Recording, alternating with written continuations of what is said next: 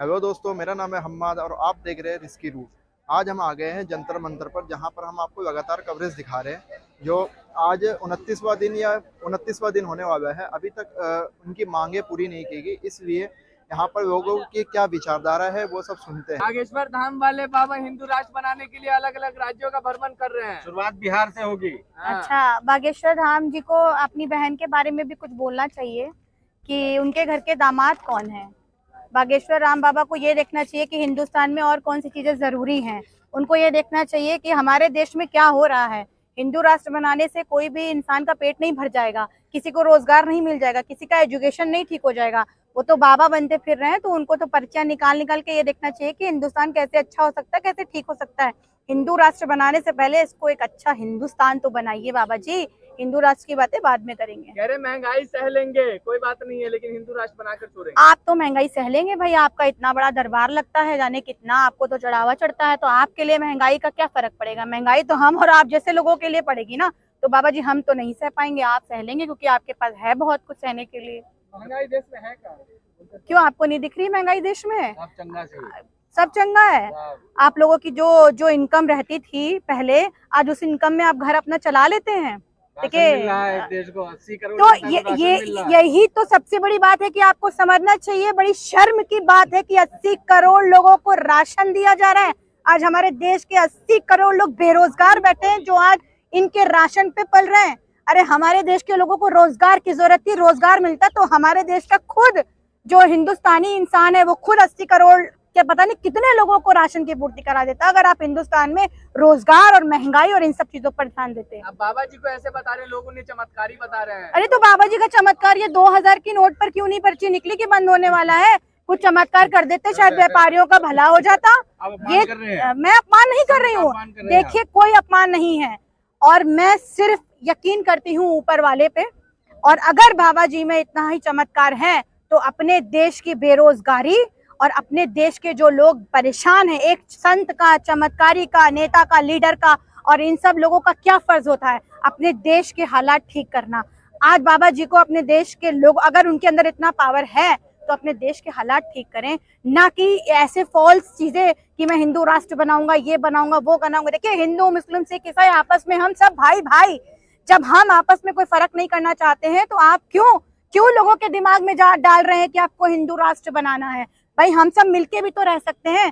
देखिए एक मिक्स दाल बनती है तो वो अकेले एक दाल से नहीं बनती है, उसमें बहुत सारी दालें पड़ती तब वो मिक्स दाल बनती है और स्वाद भी आता है। वैसे ही हिंदुस्तान है, हम सब एक है, हम सबसे हिंदुस्तान है, हम सबसे विकास है। हिंदुस्तान ही हमारी पहचान है, और सबसे बड़ी बात, अगर हमारे अंदर एकता है तो कोई भी देश हमसे ऊपर नहीं जा सकता। अपनी एकता को मजबूत करिए और ऐसे मुझे लगता है बाबा जी की लोग जब सुनते हैं तो ऐसे लोगों को हमेशा पॉजिटिव बातें करनी चाहिए, जो जनता को समझ में आए कि हाँ ये चीज अच्छी है और इससे हमारा भविष्य सिक्योर होगा। और आप जो बात करते हैं हिंदू राष्ट्र की, तो आप ये बताइए, आपकी बहन ने भी शायद मुस्लिम से शादी करी हुई है, तो जब आप अपने घर में कराएं तो वो अच्छा, और कोई बाहर करे तो वो लव जिहाद, ये बहुत सही है। ये सब नहीं होना चाहिए। हिंदुस्तान सबका है और हम सबको मिलके रहना चाहिए। यही सबको स्टेटमेंट भी देना चाहिए, चाहे वो बाबा हो या कोई बड़ा लीडर हो या मैं और आप क्यों ना हो। सनातनियों का है, घर वापसी होगी सबकी एक तरफ से। देखिए जबरदस्ती तो कोई किसी से नहीं कर सकता, चाहे वो आप हो या हम हो। जिसकी खुशी है, जो चीज है अपनाएगा इंसान। आप जबरदस्ती लोगों से मत करिए। लोगों के पास अपना खुद का दिमाग है, वो भी चलने दीजिए। आप अपना चला रहे, लोगों को भी चलाने दीजिए अपना दिमाग। भाई मेरा दिमाग तो आजकल इसी में चलता है, किस तरीके से भारत में रोजगार बढ़े, बेरोजगारी कम हो, महंगाई कम हो, एजुकेशन लेवल बढ़े, हेल्थ सिस्टम अच्छा हो, जो कोरोना काल में हुआ वो सारी चीजें कभी ना हो हमारे देश में। हम सिक्योर हो, हिंदू मुस्लिम हम सब लोग एक हैं, आगे बढ़े। ये सारी चीजें करने से देखिए हमारा और आपका पेट नहीं भरने वाला है। हम अगर ये डिस्कशन करते रहेंगे कि हम हिंदू राष्ट्र बनाना चाहते हैं, हम ये राष्ट्र बनाना चाहते हैं, तो आई एम सॉरी गाइज, हमारा पेट नहीं भरेंगी ये सब बातें। हमारा पेट भरेगा एक अच्छी नौकरी, एक अच्छा रोजगार, हमारे देश की महंगाई कम हो, हमारे बच्चों का फ्यूचर सिक्योर हो, हमारा फ्यूचर सिक्योर हो। इन सब मुद्दों पे बात करनी चाहिए। लोग बात कह रहे हैं कि इतने इस्लामिक राष्ट्र एक हिंदू राष्ट्र बन जाएगा तो क्या दिक्कत है? देखिए जो चीज पहले से है वो पहले से है, आप आके बाद में बदलाव करें तो ये भी तो गलत है ना। अगर आपको यही है तो फिर फाइट करते रहिए इस चीज पे। लेकिन देखिए हिंदुस्तान की एकता ही है, सब साथ में है, सब एक है, आप उसको नहीं भंग कर सकते, चाहे वो कोई भी हो। तो ऐसे मतलब जो हिंदू राष्ट्र की मांग कर रहे हैं, ये एक अपराध मानते कि नहीं मानते आप? मैं देखिए किसी की भी मांग को कोई भी अपराध नहीं मानती हूँ, to be very honest and clear. लेकिन मेरा सिर्फ ये मानना है कि जो हमारे देश की जो एकता है शुरू से, हिंदू मुस्लिम सिख ईसाई आपस में हम सब भाई भाई, आप उसको मत छेड़िए, उसको मत खराब एक करिए। संवैधानिक देश है, एक लोकतांत्रिक देश है, तो वैसे में हिंदू राष्ट्र की मांग कहाँ तक उचित है? ये आप वही देखिए ना, संविधान के ही खिलाफ है ना। जब हमारे बाबा साहब ने संविधान लिखा था तो आप, मुझे लगता है एक बार सबको संविधान भी पढ़ लेना चाहिए कि उसमें क्या लिखा था। उनकी जयंती पे सिर्फ विश करने से ही सब कुछ नहीं हो जाता। मुझे लगता है उस दिन हम सबको एक बार संविधान फिर से पढ़ लेना चाहिए कि उसमें क्या लिखा है। उसमें संविधान को भी बदलना चाहिए, थोड़ा सा उसमें बदलाव करने चाहिए। बिल्कुल नहीं बदलना चाहिए, क्योंकि जो संविधान है वही सही है, उसी को हम फॉलो करते आए हैं और उसी को आगे फॉलो करेंगे। आप हर चीज के साथ छेड़छाड़ मत करिए, क्योंकि ये जनता भी नहीं बर्दाश्त करेगी और ये सही भी नहीं है। मांग अपराध की श्रेणी में आता है कि नहीं आता है? देखिए अब वो मांग कर रहे हैं, वो क्यों कर रहे हैं मुझे नहीं पता, लेकिन मेरे लिए ये मांग नहीं होनी चाहिए, बेफजूली मांग होनी चाहिए। देखिए मांग होनी चाहिए सही चीजों की। आप बाबा साहेब के लिखे हुए संविधान को बदले तो ये तो सही नहीं है ना। बाबा साहब ने बहुत कुछ सोच के संविधान लिखा है। आप ये देखिए, उन्होंने अगर लिखा था तो आज उसी संविधान को लेके लोग शपथ लेते हैं। तो अब आप जब इस चीज में आगे आ चुके हैं तो अब आप क्यों पीछे जाना चाहते हैं? कि राम राज आ रहा है, आप उनसे कुछ नहीं है क्या राम राज आ रहा है? देखिए ये सबकी, देखिए रिलीजन अपना अपना मान और सम्मान है, सबकी आस्था है। आस्थाओं को राजनीति में नहीं खींचना चाहिए और ना मैं इस चीज में बिलीव करती हूँ। 2000 के नोट पे पाबंदी लग रही है, क्या कहिए? देखिए जब नोटबंदी बंद हुई थी तब बहुत सारे वादे किए गए थे कि भ्रष्टाचार खत्म होगा, काला धन वापस आएगा और 15-15 लाख रुपए दिए जाएंगे, आतंकवाद खत्म होगा। बहुत सी चीजें ऐसी, बहुत से वादे हमने भी सुने होंगे, आपने भी सुने थे। अब वही 2000 का नोट बंद हो रहा है, उसमें एक चिप लगी हुई थी, एक मैडम बोलती थी चिप है चिप है चिप है, नैनो चिप है, पता लगेगा। तो वो एकदम से कहाँ चली गई वो चिप? वो मैम आके अब पूछे ना कि वो चिप कहाँ चली गई, क्यों फिस हो गई, क्या चिप में पानी वानी चला गया, क्या हो गया? और वो कैसी बैटरी खत्म हो गई चिप की।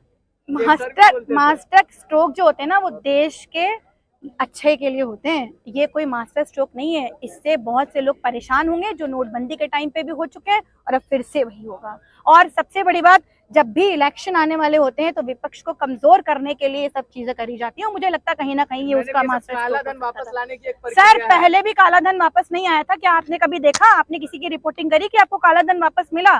कोई काला धन, मास्टर स्ट्रोक है अब शायद कहीं से। देखिए पहले भी, नहीं होंगे ना। देखिए पहले भी बहुत सारे वादे सुने हमने जो सारे फिस के फिस हो गए।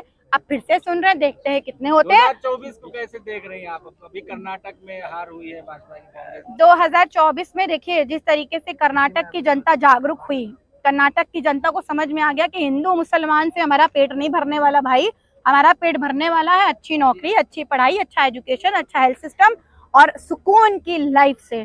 धीरे धीरे धीरे धीरे धीरे धीरे हर जगह कांग्रेस आएगी, क्योंकि कांग्रेस जो है ना देश को जोड़ने का काम करती है और नौकरियों पर ध्यान देती है और लोगों के चीजों पे ध्यान देती है। वो ये नहीं करती कि वो हिंदू वो मुसलमान, ये चीज कांग्रेस ने नहीं करी, इसीलिए आज कांग्रेस कर्नाटक में काम किया है। अमित शाह ने कहा था कांग्रेस की सरकार आएगी तो दंगे होंगे कर्नाटक में। अच्छा, तो कहीं आपको दिखे?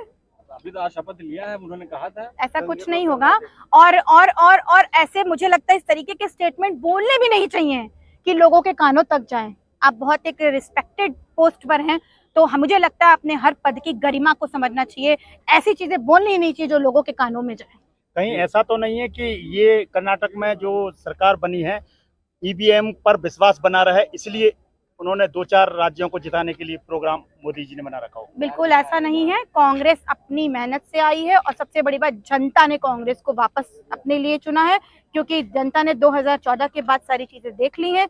कर्नाटक की जनता ने भी देख ली, अब आने वाले हर जगह की जनता देखेगी। ये लोग बोलते हैं 24 में क्या 24 में तैयारी रहेगी? बिल्कुल अच्छी तैयारी रहेगी। जब जनता हमारे साथ है तो तैयारी आपको पता ही है। और जिस तरीके से आज हमको धन्यवाद मिल रहे हैं, 24 में भी मिलेंगे और आप सब आइएगा। आप जीतते हो, कांग्रेस जीतती है तो बोलते हैं ईवीएम ठीक है, हारती है तो ईवीएम। नहीं, बिल्कुल नहीं बोला। हाँ, कांग्रेस ने कभी ये नहीं बोला है।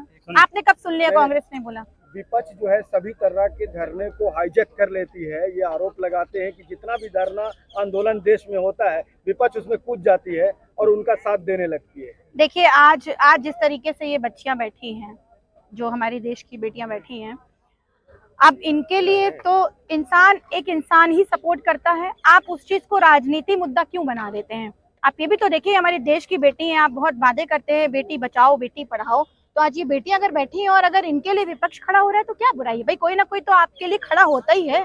तो आज कांग्रेस भी खड़ी और पूरा देश इनके साथ खड़ा है। बोले हवा दे रहे हैं ये लोग। नहीं, ऐसा कुछ नहीं है। आपके बोलने से या उनके बोलने से कुछ नहीं होता।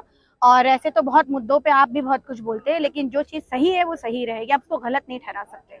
Thank you so much.